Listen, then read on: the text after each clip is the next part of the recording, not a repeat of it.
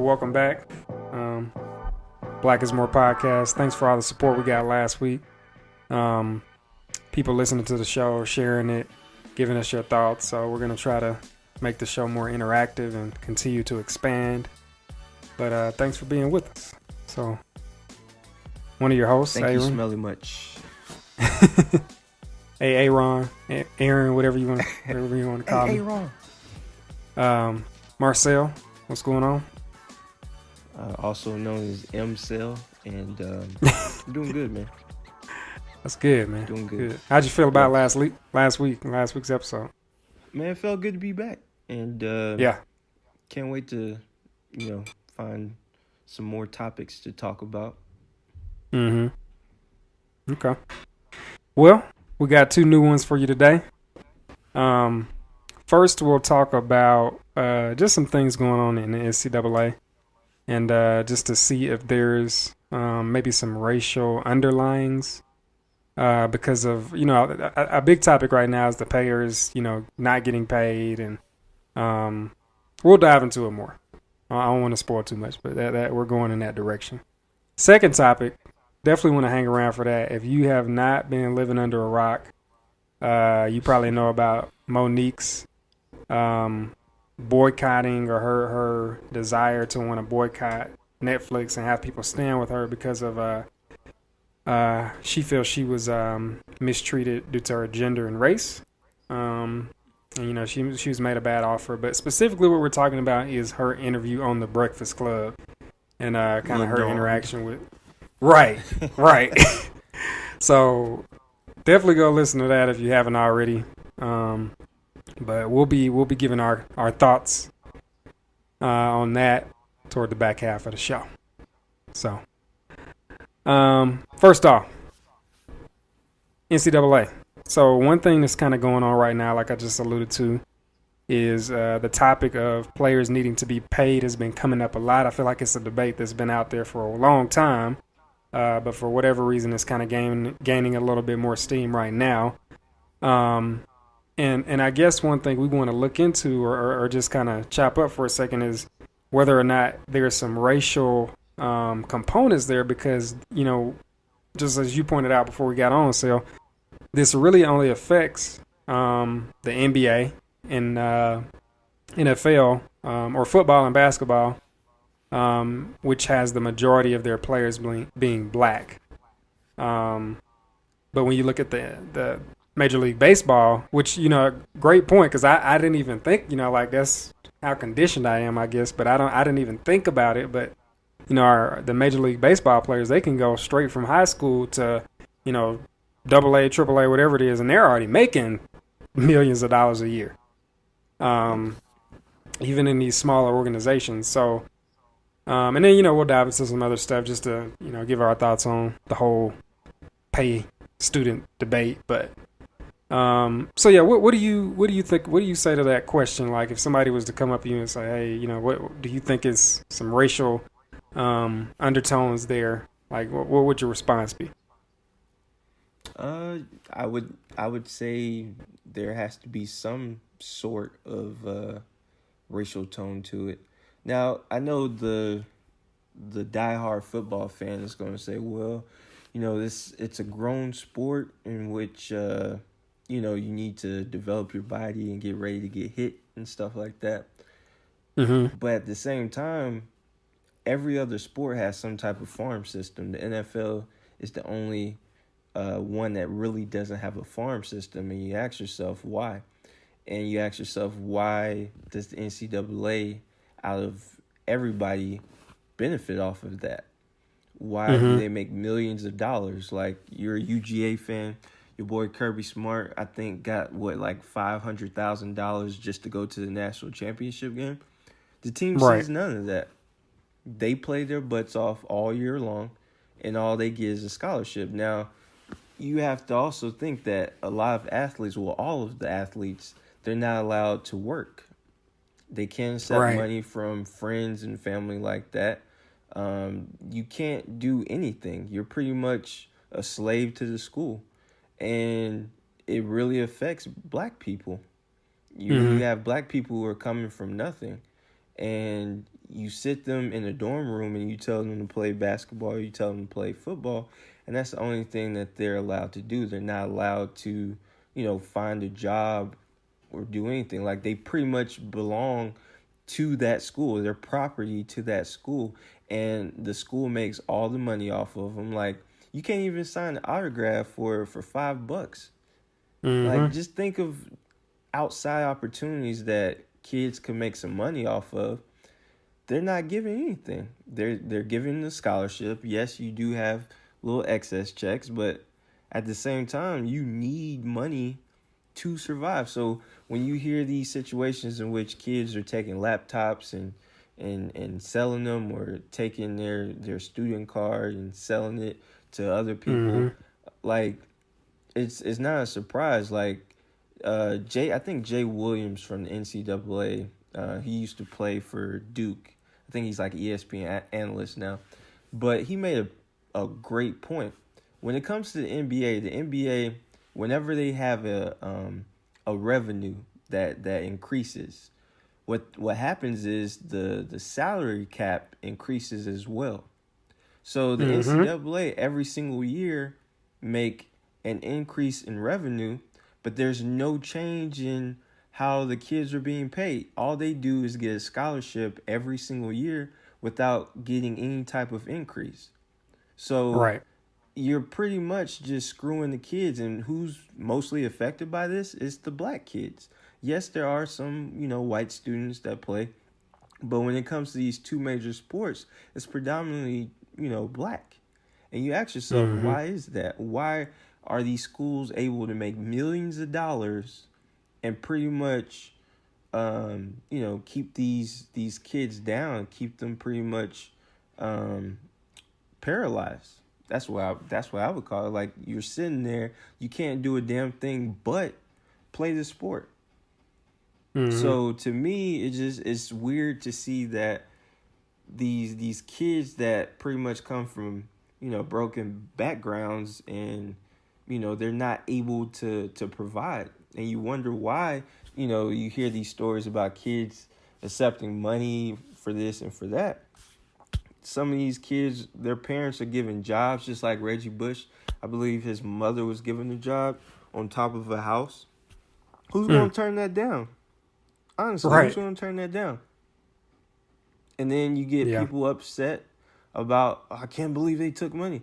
The only people that's upset are the NCAA, because Mm-hmm. I've yet to meet a fan that's like, "Nah, man, they don't need that money." But yeah, I just feel like it's the fact that it's predominantly black for these two major sports, and they're not getting paid, but they bring in millions of dollars. I just find it funny. Yeah. Yeah, and I'm glad this is being brought up, because I think it really is a good thing for us to think about, And I don't think it's even a matter of like us just trying to find things, because I feel like that, that would be somebody's counter argument if they were to hear something like this. Right. But I mean, I think it's a legit question to ask, because, like you said, when you look at this sport, baseball, which I think maybe like 20, 30 years ago, you had a lot of our black athletes who were still doing that. Right. Um, but more so nowadays, it's guys from Dominican Republic. They're recruited overseas, or it's white Yep. kids. Um, and just to kind of to go back to just the central debate of, do they deserve to be paid or not? Um, I was just looking up some numbers as you were talking, and this is back in 2012. I know the number's probably higher now. Like, I would bet $1,000 that the number's higher now. Right. But back in 2012, 2011, the program that made the most money in revenue that year was the University of Texas. And just how much do you think they brought in that year? Just a guess. Oh man, they have a network too. They have their own Exactly. You got to think of the network. network. Yep. Right. Sheesh. So that probably What, plays 50 a big mil? part. 100, bro. A 100 mil. hundred? See, I was 100 gonna do mil. that, but I was like, nah. Yeah. No, no, no. I mean, it's no right or wrong answers. Right. Um, so, and then on top of that, just to give us some more context, because we want to have a full picture. Right. There's about 100 or so football players on a given roster for a football team, right? And I'm just Right. gonna multiply that by. I mean, I'm thinking that the average. Some may be more expensive, some may be a little less expensive. College tuition, everything that they get. I'm gonna say $50,000, and I think that's a little high, honestly. Maybe it's Mm-hmm. not. That's only 5 mil. You know, that Right. it's costing to fund these guys' education. And you know what? Honestly, I don't even think that is a fair title to put on it because Mm-hmm. they're going to school for free. Okay, Yeah. it's not like when they go to school it costs another 100,000. You know what I'm saying? The Right. school makes enough money to pay these people Yeah. and keep the cafeteria running without the money that they're getting from these or that they're not getting from these college football players. If that was not the case, they wouldn't give them free rides. So like Agreed. I think people try to justify and say, oh, well, they're getting $100,000 educate. Well, no, I mean they're going for free. That I hate they're those there for people. free. It's not Yeah. a price attached to it. You can't look at it like that. But Yeah. just for the sake of argument, if they were to cost additional dollars when they go onto the campus, it's no more than 7 mil, and I'm being generous. No more than seven Right. million dollars that it's costing. And these top end programs are bringing in 100 mil, right? And you got to think the Mm-hmm. coaches they probably making the really good ones, the Nick Sabans, they're making 1.5 to $3 million a year. Where's the No, rest of that's that being money going? modest. Yeah. Nick Saban is making like 7, 8, or Okay. $9 million right now, Yeah. That's cool. and So like the so. top five coaches, they're making Hmm. around that number Right. right there. And it's Right. great that you mentioned that because people don't realize that the people with the control, in my opinion, are the Hmm. boosters. Yep. When you look Yep. at a coach, right? If you want a coach to be fired, pretty much the boosters are the ones to say, "Hey, we Right. don't really want this guy in," Now, and just for they're the people ones that deal who with may the not buyouts. understand what that is, can you just explain what? Because I know it, but just in case there's Yeah, somebody who I doesn't mean, from understand that from term. from my knowledge, it's a group of people that are pretty much alumni, and Hmm. they're rich, and they Right. just love to give money to their alma mater, Yep. Hmm. and and they give it towards the sporting, I guess the sports for the most part. Like that's where Hmm. the big money goes to, unless you have some type of incredible research program that money may go there. But a lot of times the boosters are just giving money to the sports programs. Am I correct in Yep. that? 100%. I just Okay. want to make sure everybody Okay. understands. Yeah. Yeah. So, for example, this past year, Butch Davis he did an incredible job of recruiting for the class of 2018. They still fired him anyway because a lot of the boosters didn't like him, didn't like what he was doing, Hmm. and he got fired. Now, he still had some time on his contract left. Well, these boosters, they're the ones who say, "Hey, we want him fired." They got him fired, and they paid his buyout. The Hmm. university itself does not pay the buyout.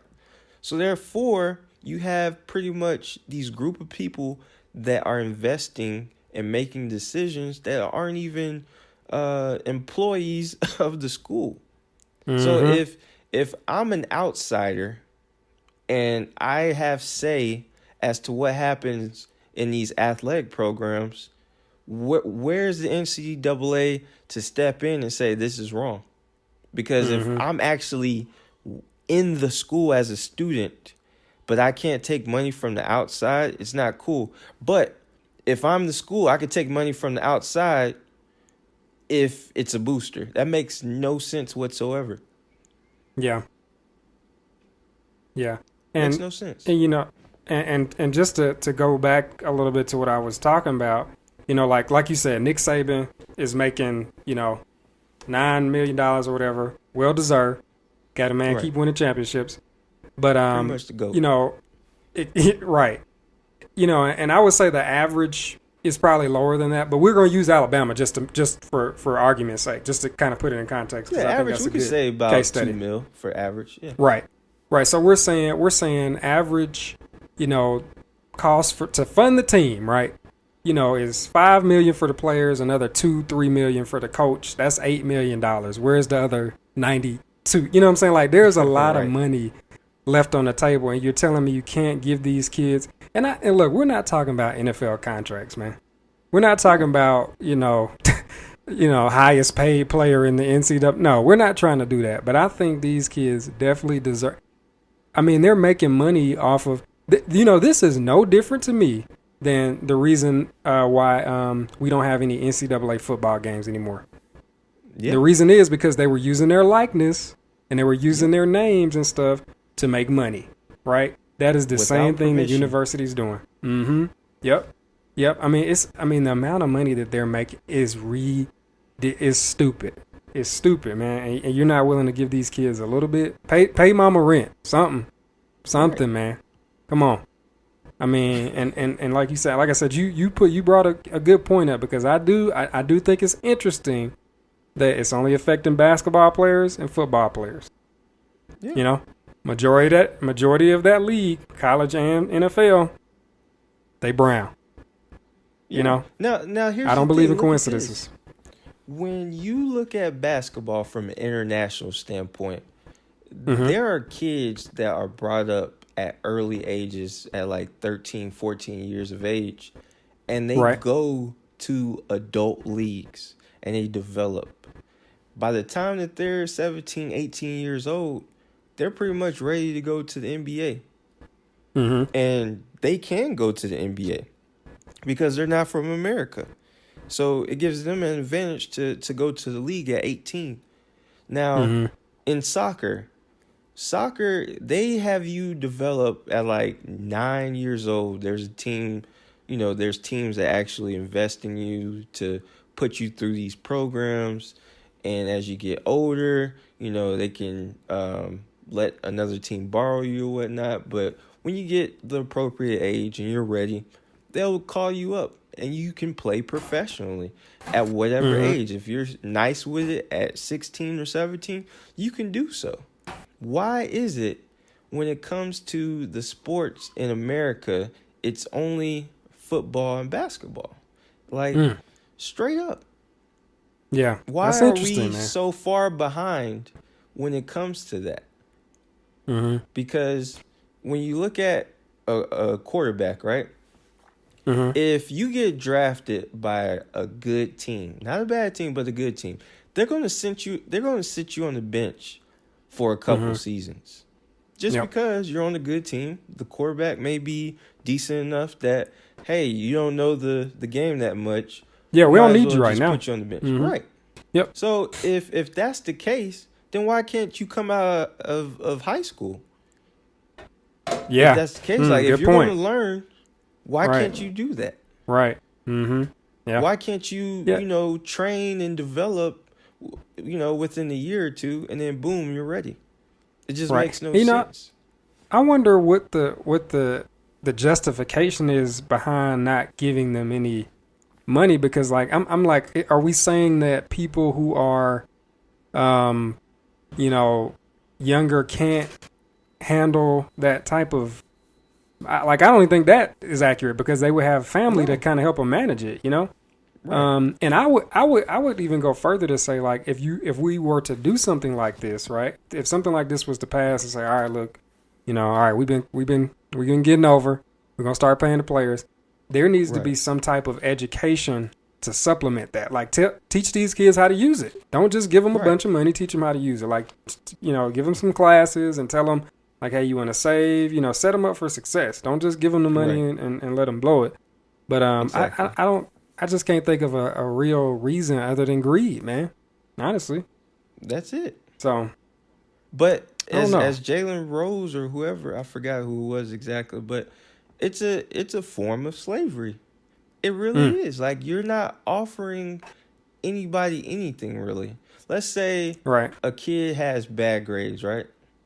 What are you going to do then? Like, are you gonna? Because there's been situations in which these schools will lie or fix a Mm-hmm. kid's grades because he has bad grades. Mm-hmm. So you're using So he can them help the team. so he can Mm-hmm. help the team. If he gets hurt, he's no good. He's no good at Right. all. So this kid who you've been passing through for these past 3-4 years, once he's ineligible to play because he's already played enough years, he's no good to you. What are you gonna do with the Mm-hmm. scholarship then? Like, Right. it makes no sense. Like, it's just a recycling of these black athletes. Mm-hmm. Like, Yeah. think of the Johnny Manziels who came from great backgrounds. He Yeah. could just blow money whenever he wanted to. Mm-hmm. Odell was like that too. Meanwhile, He had money. yeah, yeah. Meanwhile, these other athletes are starving. Like, you look at just the Fab Five from the '90s with Michigan, Jalen Rose, Chris Webber, Juwan Howard, and all them. Like, some of them were getting paid. We weren't Mm-hmm. surprised. It just happens. Yeah.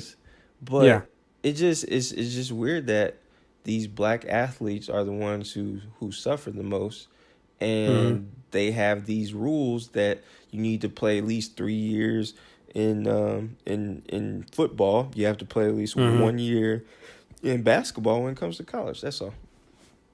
Hmm.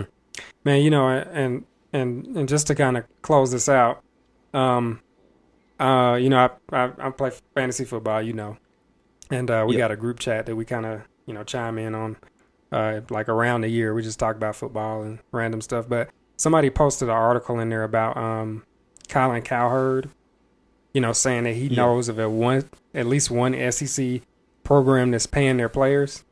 And I Yeah. was like, as a UGA fan, damn it, I hope it's us. I hope we're doing what it takes to win championships. Right. I seriously, I hope we're doing that. I hope we're looking out because I know, like, even before Georgia kind of started to make this new surge and get good, like, we had every game, like the loyalty to that team is they're in the top 5 to 10 teams grossing every year just because the fan base. Right. So I hope it's us. So that's where if that doesn't give it away, that's where I stand on should the players get paid or not. I mean, Yeah, I yeah. mean, So what's the saying? It's not cheating unless you get caught. Like, right. everybody is paying their players in some Mm-hmm. form or fashion. Everybody. Mm-hmm. Yeah. And for Yeah. some reason, the NCAA, they're a reaction organization to where they don't care until stuff hits the fan, and then they'll Mm-hmm. respond. But, the other day, Sean Miller of Arizona, the coach, there was a report saying that he called the agent to make sure that the $100,000 was going to go to get this recruit DeAndre Ayton, who's already on Arizona now. But it's like, so what? if Yeah. if Good. if you have it, give it. Right. So what? Yeah. It makes a lot of sense, and I think there's a way that they can do it in a very professional, formal manner to where they know that the families and the kids are getting taken care of. But I mean, Right. I don't see why they have to. I think they should be able to get some of the pie, man. Like it's a lot of pie. It's a lot of pie. I mean, I think they can get a piece, bro. Before we go to the next subject, I just want people to think this. Think of the football players that actually have kids, because on signing day, there's a number of athletes who will have their baby boy, baby girl on their lap while they're Mm-hmm. making an announcement. As a man, you cannot work for 3 to Mm-hmm. 4 years because you have a scholarship. And think about how you need to provide for your kids. There's no way for you to do that. Just think of that. Think about Yeah. the child. Think of the Yeah. family in which he could have been the man of the house before he left, and he had his little side jobs or whatnot, but he can't do that anymore. Think of that. Just think of those situations and ask yourself, why? Yeah. So let us know what y'all think. And shout out to LeVar Ball because he trying to pay players Stay right out of in high school. your lane. So, but yeah, good discussion, good thought provoking stuff there. Because I'm sitting here like racking my brain about it now too. Like, man, that's really messed up. But Yeah. moving along, the reason that you're all here, uh, the issue going on with Monique. Now, let me preface this. So, again, it's been pretty publicized. Like if you on social media or you kind of look into things that's kind of going on in the black community. You know that Monique, she made kind of a personal video as to her kind of unhappiness with Netflix and they did her wrong. They offered her this amount of money. She felt like she was worth this, and she was claiming gender discrimination and racial discrimination. She's claiming to be the most decorated comedian alive. Blah blah blah blah. So all this comes out, and Charlemagne makes her donkey of the day, and I think she came on before this happened, right? I feel like she was on there twice on the Breakfast Club. No, I Maybe think wrong, she but went to like Hot 97, or she might have did like different other radio interviews like Sway Gotcha. in the Morning and stuff like that. Okay. Yeah. Okay, cool.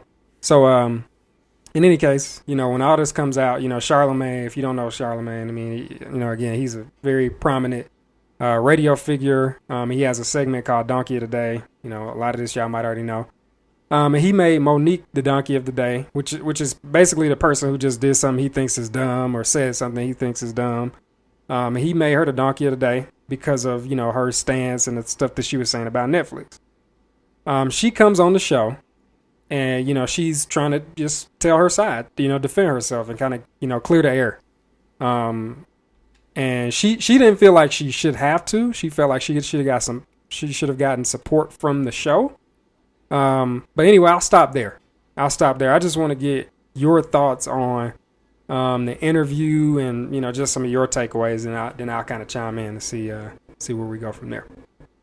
Okay, so the interview was it like late last week. Yeah. So I'm just going off of memory, but I think she said some things. She kind of cleared up some things in which I was on the fence about, and I guess I still am to some sort. But all right, one. She said that when it comes to her having a bad reputation, it comes from her defending other people, the lesser of people, or the people with less money. She kind of defends them because they're being mistreated by the big money people, just to sum that up.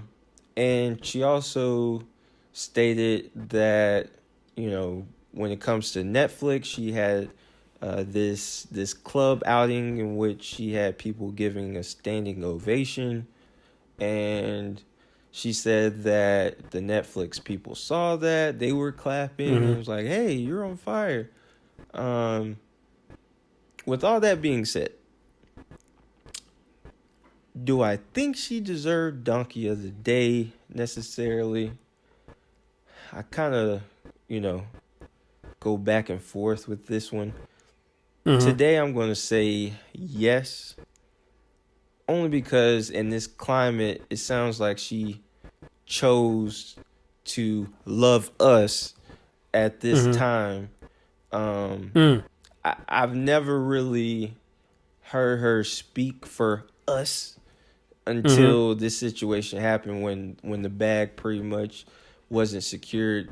The amount of the bag wasn't secured that she wanted. So like, I just find it funny that you tell us to boycott Netflix, and I hate when anybody does this, so it doesn't just stick to Monique. But whenever you tell me to boycott something, I need you to give me a solution or an alternative to what I'm boycotting. So if you tell me to boycott Netflix, you need to be ready to tell me what I can use or some type of substitute. She failed to do that. So I hate it when people do that. Hearing her say "daddy" in reference to her husband was Her husband, just, yeah. That it was a was so little. That's a annoying. little. It was Yeah, that it was a was so little annoying. much for me. I And she mean, missed me with that a long time ago because like there were reports of her husband cheating on her, and then they came out saying that they have some type of open marriage arrangement yeah, to yeah, where he yeah, could yeah. deal with. All right, you done lost me there. Like, you don't even appear that strong. It sounds like a cover up. So when you talk this, oh, I'm strong and all, it don't come off that way, especially when you calling a grown man daddy. Like, Mm-hmm. and you're a grown woman at that. Like, it's just, I don't know. But overall, I felt like the here's the moment that just did it for me. So Charlemagne asked Monique, "Did you guys negotiate? Did you do a counter Mm-hmm. offer?" Mm-hmm. She says yes. Her husband, aka Daddy, says no. They No. didn't get a Mm-hmm. chance to. So Mm-hmm. to me, you show a sign of you not having that togetherness like you tried to portray, because Mm-hmm. she's saying yes and you're saying no. And it seems Mm-hmm. like he was kind of driving the conversation. So I'm just going to listen to him. Now, with that, in business, you're always going to get a low offer to start with. Yeah. You're not going to get the dream offer. So if you didn't negotiate or you didn't have a counter offer, I don't even know why we're sitting here talking. Like, you shouldn't even Right. made that entire announcement. And the fact Mm-hmm. that Netflix is its own entity, they could do whatever they want. There's Right. other channels, there's other avenues. Jay-Z has Tidal. Did you ever think to go to Tidal and see if you could Mm. pull off a deal? YouTube. There's I heard there's like YouTube TV now. So Yeah. you didn't think to go to YouTube? Like, there's other places in which you could have got people to I guess, listen to you and come off with a deal. I'm gonna be honest. This is the hottest Monique has ever been in my life. Like, we're talking about her right now. I forgot Yeah. Monique existed before she made that announcement. Like, she isn't that funny to me. Now, do I support her? Do I support any black woman? Of course I do. But what you're not gonna do, you're not gonna use you so-called being blackballed from, with Netflix as the way for me to feel sorry for you. Like, Mm-hmm.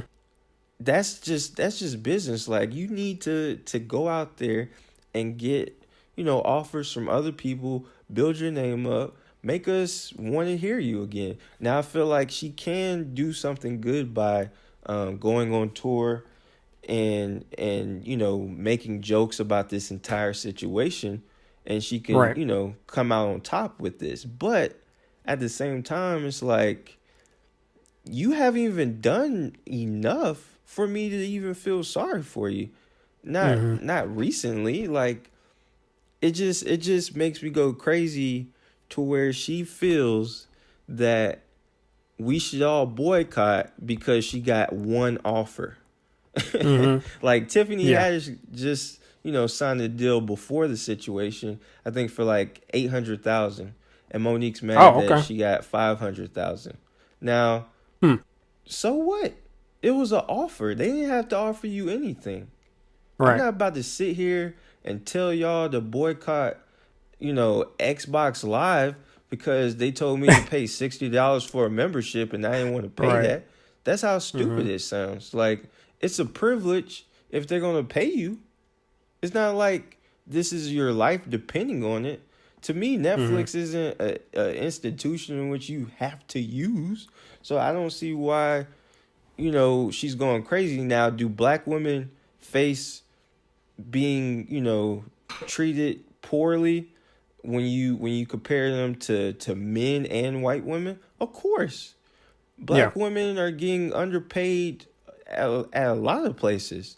And, they have to be 10 times as good. I mean, Viola Davis had an interview in which she spoke about, you know, being really great at acting, but she still isn't mentioned with the Meryl Streeps and others when it comes to pay, and she has Mm-hmm. just as many accolades. So Mm-hmm. I feel for black women, but Monique is not representative in this particular situation. So what are Right. your thoughts? You know, and before we started talking about this, I wasn't sure what side of the debate you were going to fall on. Right. Because we didn't really, you know, we just said, hey, you know, look at the video, then we'll talk about it. Right. But no, I think that we're pretty much on the same page, honestly, because, you know, well, first I was glad that her husband was on the phone because, you know, Mm-hmm. that like you said, that miscommunication there where he was like, no, we didn't negotiate. And she was like, no, yeah, we did. And, you know, Right. I think that to me, because you know what, it was pretty early on to me that Monique came to the show not to clear her name or to clear the air or to advocate for black women. She came to because she had a beef with Charlemagne, and Right. she was trying to play it off like she was, you know, I'm gonna be professional, you know, but it just calling him Leonard, like, come on. I mean, like, you're Right. clearly here because you're upset that he made you donkey today and all that stuff. But and, you know, I found a few like inconsistencies in what she was saying because she said, you know, and actually specific to that comment, she said that he should have done his research, right? Because you Right. know, if he would have done his research, he would have known that they did negotiate, right? Because he Mm-hmm. said she said something about him assuming or something like that. But later on in the conversation, she was bringing up how her content is on Netflix already, and Charlamagne, and you know, she was saying that, you know, I know, you know, my content's being used or whatever, and Charlamagne I think said something like, what are the numbers of the content that's on there? And she said, well, I assume they're good because it's still on there. And I was like, oh, well, he can't assume, There but you. goes the So that assumption. just right. I mean, so Right. that just didn't seem right to me. But overall, my overall thoughts is that this really seemed like a stretch. It really Right. did seem like a stretch for what she was asking for because I think a much better approach to it would have been because let me be clear. You know, like you said, are black women and women in general just underpaid compared to men? Absolutely, and that is a problem. That is a issue. Right. But I think Monique was trying to play on the heartstrings of people a little bit. Like I think she was trying to get some support when, you know, like for an issue that really wasn't an issue. I think it was more of a Right. business thing. I really do. And like I even had kind of an issue with how she kept kind of trying to lean on what's the young lady's name who's on the show with him? Angela Yee. Angela. Like, and she was like, Angela, I hope, you know, we have sisters like you that's going, like, why are you, I feel like I'm getting guilt tripped. You know what I'm The saying? Like, pressure. why are you, right, just let her make her decision. Um, and then, you know, I thought Charlamagne had a great point because there was a time in the interview where she tried to compare Weinstein and sexual Right. assault to, and Charlamagne, to his credit, and you know, honestly, like, Charlamagne's a pretty I won't say radical, but he just, you know, he don't really hold back, which is good. And a lot of times I kind of fall on the disagreement side with him more so than the agreement side. I mean, it's you know, Right. both sides, but I wasn't expecting to agree with him as much as I did, but I think he said a lot of good things or asked a lot of good questions because um yeah, I don't think that was a fair comparison at all, man. Like, you don't Right. compare a sexual assault person who's like been, you know, essentially like raping folks. Like, that's not a fair comparison. And I know Right. I'm kind of just talking, you know, very broadly about that. So if you haven't heard the interview, it probably doesn't make a whole lot of sense, but I hope y'all listen to it to kind of give you some more context. And then the last thing I wanted to say, shoot, I lost my train of thought. But yeah, in general, man, I kind of fall on the side with Charlamagne, because it really seemed like a stretch, man. Like I felt like, honestly, I felt like her agenda was to go there and have a beef with Charlamagne, and that was it. Oh yeah, that's what I was gonna say. So she kept saying that you know, I need you to explain to me why I'm donkey of the day, and he said it like 3 times.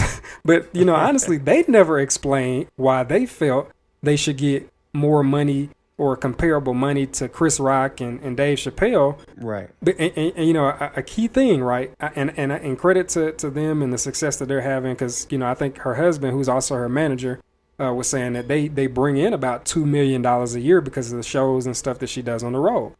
You know, Right. and if Monique was in town and I was like, yeah, man, let's, you know, I'll go see her show. That's cool. But you notice they said they sold out two clubs. Two clubs. not arenas, not stadiums, not, you know what I'm saying? So I think a better approach for Monique would have been just to go and do some kind of interview to put the air out there, to let people know what happened. Because I think the way that when he was just, you know, kind of explaining, because I think her husband started the conversation, he was explaining how, you know, the facts got messed up and the paperwork, that's shitty. Like that, if that was how the stuff went down, and I have no reason to assume that he was lying, because he seemed like very forthright, and Monique did too. She just was, you know, she just, like I said, I feel like she had an agenda. But if that's the way that Netflix was doing business with them, that was shitty. Like, you don't, if you say you're gonna like fax something, you need to do it, and you know you don't hang up on people. So that was just bad. But you know, like I said, I keep going back to it, but I think overall it just seemed like she was reaching, man. Like, and I don't think that's cool. Honestly, I don't think that's cool. She's trying to make that an issue, and it's not. You know. How do you feel about her husband representing her as her manager? I feel like you shouldn't mix business with pleasure, and then you see nothing but bad things come about, you know, from stuff like that. Well, you know, I will say in my personal experience in life, you know, that rule, what you said, don't mix business and pleasure, is 100% accurate. But you know, I'm not gonna blanket it for everybody, because you know, it seems to be working for him. And honestly, the way they were talking about their business handlings and the way that he was kind of describing his interactions with the lawyer and stuff, it seems like he's on point.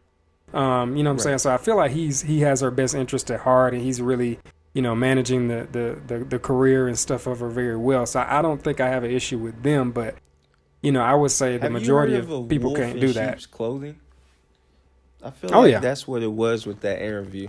I can see through BS a lot of times, and I feel like he did a great job of covering the BS. He sprayed some cologne on it and, you know, whatever, but at the end of the day, it's still BS. Now, when it comes to Monique and her terrible representation, or her terrible, I guess, resume of treating people, it's too consistent, especially with that's a good point. The people with power.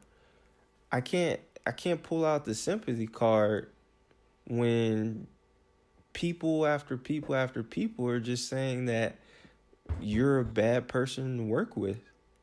Like, you have William Packer, who is one of the top black producers in Hollywood, period. You also have Lee Daniels, who does Empire, 12 Years a Slave, and he, you know, runs a lot of stuff in black Hollywood. You have Oprah. You have, you know, a number of people who pretty much are the ones who give black people a shot at movies these days, and you've burnt bridges with all of them. And to me, the common denominator is your husband became your manager, you know, around the time of the whole Precious thing, if I'm not mistaken. But it's quite funny how he handles your business. You guys aren't on the same page, and you have this bad reputation. It's not a coincidence. To me, her husband is the common denominator in a lot of these things, because the way that she kept saying, well, Daddy, is this true? Is this true? Like, what to me, what I see happening is that something happened on set or whatnot, and the husband demanded more. So therefore, she demands more. So now she turns into a complete diva after she wins the Oscar. Coincidence? I think not. When you're dealing with people in the business world, at some point you have to be humble. And I feel like she tried to say, "Oh, well, I was looking out for people." No. I've heard from a long period of time. I have some friends in show business who have stated that they don't like her husband. Mm. He does bad things. I don't know exactly. I won't say what it is, but that's what I've heard from them. So when it comes to I think his name is Sydney, he did Yeah. he did a pretty good job in trying to defend her, but and here's where I think he's bad as a manager, and this takes the cake. Analytics. Mm. Analytics. Think about it. She assumes that, like you said, she assumes her comedy special on Netflix is doing good because it's still on there. But yet Mm-hmm. you don't know exactly how many clicks or how many Mm-hmm. views this has had. If you knew how many it had, you could bring that to the negotiation table to Netflix. Now, Right. you're going over, you're being mad that Netflix isn't offering you, a few million or 10 million or whatever it is, but you don't know your analytics. Like you said, she said that they did a sold out club. Who cares about club? Amy Yeah. Schumer sold out Madison Square Garden twice. She had a 50-city tour around the world in which she sold out arenas. Those are Yeah. numbers. Now, she's Yep. saying that she's the most decorated. No one cares about you being the most decorated. Ask yourself, who's a black man previously that has won an Oscar besides Denzel? I'm trying to think. Well, let's just Well, I know that trying to think. I mean, it's a long time ago. I forget the I don't know why. I'm thinking Portier. Sidney Poitier. Um. Okay, let's just throw Yeah. him in there. Ask yourself, who's making more money, Sidney Poitier or The Rock? Yeah. Ask Right. yourself. Yeah. Because Yeah. what she's saying means absolutely nothing. And that's what Yeah. I agree. Charlemagne was trying to prove to her. These days, if you go on tour as Big Daddy Kane and Rakim, even though you guys are two of the greatest MCs of all time in rap Mm-hmm. history, Future is going to outsell y'all in Right. concert tickets. Right. And you He's not a wonder legend. why. Future's not a legend. Yeah. Right. Right. But Yeah. you wonder why. It's not about Mm-hmm. how, how your awards are and stuff like that. No one cares. It's about, are Right. you hot right now? And Right. Monique Yeah. is failing to realize she doesn't have the analytics because her husband isn't collecting them. Her husband, Mm-hmm. like, the game has changed. In an example, I'm a Lakers fan. My Lakers are one of the last teams in the league to actually go off of analytics. And because of that, we've been trash for the past few years in basketball. And Mm. you wonder why. Because you have to evolve. You have to adapt. It sounds like Monique hasn't adapted yet. When Mm-hmm. you have a terrible reputation and you don't have the numbers, like the thing that was pissing me off, she was mentioning the Almost Christmas movie, right? When she was Right. Yeah. saying, uh Yeah. yeah, the movie cost 17 mil, but we made 45 mil. And then she was talking about Amy Schumer, Yeah. they cost 45 to make it, they only made 47. Who you think made more money? First of all, she was never mentioned as the star of that movie. Let's be Right. clear. Yes. So she Yeah. needs Yeah. to Yeah. just Yeah. sit Yeah. down Yeah. when it comes to that. Right. Second of Yeah. all, any accolade that she had was never by herself. Besides the best supporting actress, and Mm-hmm. you had to play a role that many people could easily have played. Like, Mm. Now if I'm gonna give you're a her a black credit. I'm gonna give person, her a credit because she no, did no, well. I'm not going to. You know why? Because it's the exact same as a rapper playing a drug dealer in a movie. Do Mm. you really have to try hard? Do you? Mm. Like, she played a black mother that was on welfare, that was mean to her daughter, that ended up having a baby early. How many people can relate to that? Or how many people have witnessed something like that? Is that really Mm. hard to reach into? I don't think so. And a lot of people who know her said she didn't have to dig deep because that was actually her. I think that was a joke, but I'm not sure. But Yeah. anyway, when she's gotten the big head, like no one has ever said, "Ooh, I can't wait to see the next Monique stand up." So to me, that tells me that one, you have an older fan base in which Right. they don't really care about you right now.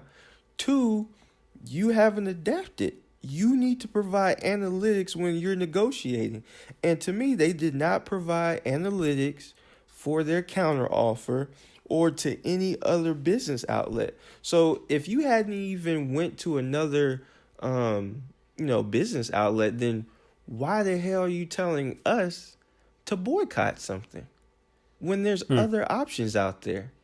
If you don't like what McDonald's is offering you, go to another damn restaurant.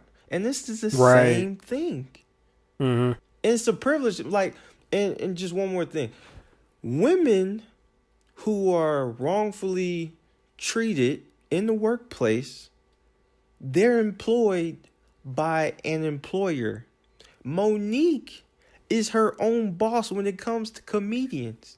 Therefore, if you don't like what a company is offering you, you say no thank you and you move on. You don't need to call them out. To me, by calling them out was a terrible decision, because by you calling them out, other people are not going to want to do business with you, because they're going to think, hey, this guy done let out the bag on our negotiations and they were supposed to keep quiet. For example, Dr. Dre, when he signed that $1 billion deal with Apple when it comes to Beats by Dre, it was like a $2.4 billion deal. He was supposed to keep it under wraps. Tyrese loudmouth ass was on Instagram drunk yelling, "Oh, Dr. Dre, he the first billionaire rapper, and he's making all the money." Apple was pissed off. Why were they pissed off? Because you weren't supposed to tell them. You weren't supposed to tell the world at that time. There's a moment in time when you can announce the deal. He didn't wait. Tyrese blabbermouth went ahead and told the world. It's just bad business when you tell people about your negotiations. So therefore, I don't feel bad for Monique. I just don't. Yeah, I think I mean it's definitely a lot there. I mean, like I said, if people have not listened to it, I think it's an interesting discussion, and an interesting talking point. So I would definitely encourage people to listen to it. But yeah, man, it just I agree. Like, I think she's kind of kind of falling behind in the times, because she's really trying to rest on her laurels. And I think that she winning an Academy Award is not a small feat. Whether she could pull on those past experiences or not, like, I think I'm giving her credit where credit's due. But these, like, I think a better thing to come to the table with, instead of I'm the most decorated comedian alive, is I'm the most relevant comedian alive. Because if she was to say that and it be true, then you name your price and they're gonna pay, because they know people gonna watch. But I'm gonna be honest. Hey, there was a Monique, one thing. Oh, go ahead. One thing. Whoopi Goldberg, to my recollection, is the most decorated comedian. If I'm not mistaken, she has an Oscar, a Tony, an Emmy, and whatever else you can name in acting. That's what she has. So therefore, she would be the most decorated comedian. But go ahead. And you know what? Sinbad did an interview, I think, the day after or sometime recently, and they asked him about the Monique situation. And he said he was with Monique until she said that. And he thinks that's where a lot of people got turned off, because he was like, okay, So, and if y'all don't know who Sinbad is, you need to know. But he was, Legend. right. So, but he said that that's where he was like, no, I can't get behind that. But anyway, another thing I was gonna say is, I think if she was to come to the table with that as a fact or as a truth, her being the most relevant comedian, then she would have maybe seen a lot more dollars. Right. But I think she's just. Yeah, she's falling behind on the curve of negotiation. But you can't rest on your laurels, because that to me means you're getting comfortable. You're like, okay, I've done all this in my past, so that means that I deserve this. I don't have to do anything else, because I've already done. I've already won this, and I've already been in this movie, and I've already done that. But Right. I don't know. I mean, it's a lot there. I know there's gonna be some people who disagree with us, and that's cool. But I just want to hear your thoughts. Like, don't just listen to Right. it. You know, type a comment on the video or something. If you disagree, that's okay. You know, that's how progress happens. As Dave Chappelle would say, you got to have the good foot, the bad foot. They keep going, and that's how you walk. So, um, Right. but yeah, it's a lot of layers there.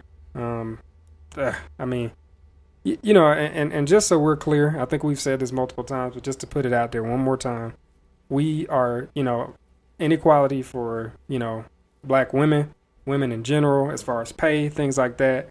A lot of the things that they have to deal with as women that men don't in the industry, that's crap. I mean, we're Right. for the fixing of that, but I think that she was trying to pull on some emotional strings that were not there, and I don't think that's cool on Right. her part, honestly. Um, so I think a better way, she should have just done an interview and told her story and not ask people to ban, to ban or stop watching or protest or whatever on Netflix. I think that would have been a better way to approach it. Now, But what yeah, I will say that if Sydney does his job, she can spin this into a lot of money because mm-hmm, this is the most I've heard Monique in a right, very long time. right, And people are going to want to know if you're so funny, prove it. If she can come right, out with some exactly, type of special mm-hmm, on her own, and if it's really funny, Netflix and other people are going to bid to have that on their website and stream that. She can mm-hmm, make money. yeah. She can do what she Well, wants. and because you know what, I think if you asked 100 people, regardless of color, race, whatever, name me the top three comedians today that you would want to go see in person. I don't think, I don't think five of them would say Monique, man. I don't. I'm sorry, I and don't that's know not to say that I don't anybody. like her. That's not to say that I don't like her, but I just think there No, are she's not people. that funny. Think about I it. mean, When we were younger, all you heard Monique say is, I hate fucking skinny bitches.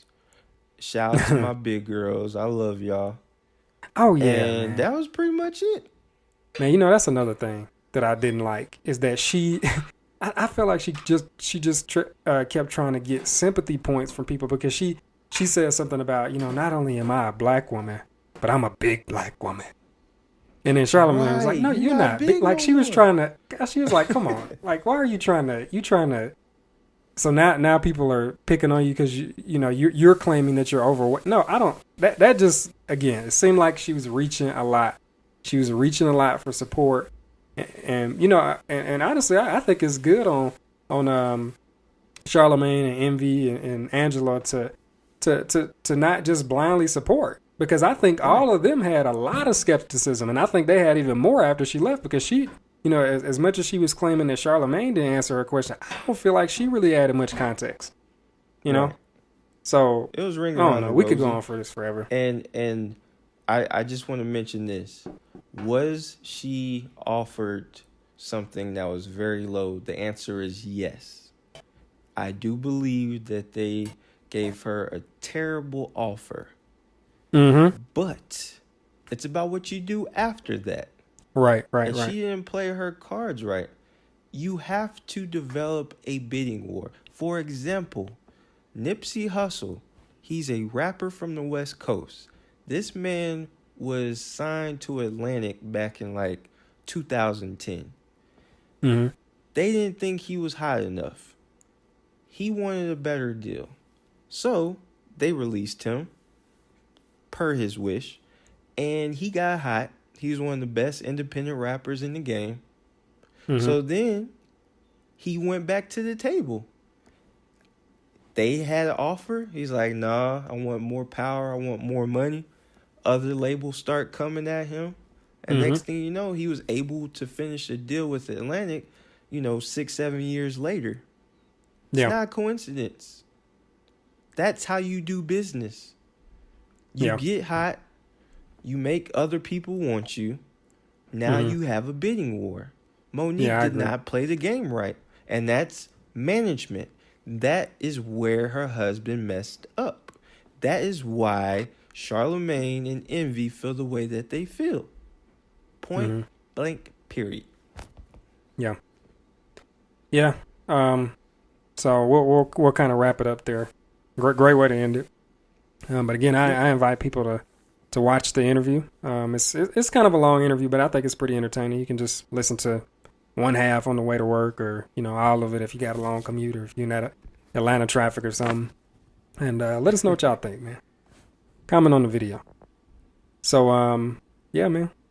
Good discussion. Yes, sir. Hopefully y'all like it. Hopefully y'all stick with us. Hopefully y'all share the video. Let some people know. Some more people know what's out there. And let us know what y'all want us to talk about. There's some issues. I got a message from one of my best friends growing up. Still a great friend of mine.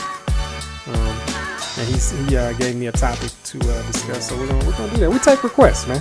You don't get a show like this too often. So anything to say, man, before we head out? Shout out to the podcast, The Pine, with Rosanna and Jay Hart. Nice. And like I said always, our perception is our reality. All right. Hey, thanks for the support, people. We'll get with y'all next week. Hope you enjoy. Wakanda forever. We out.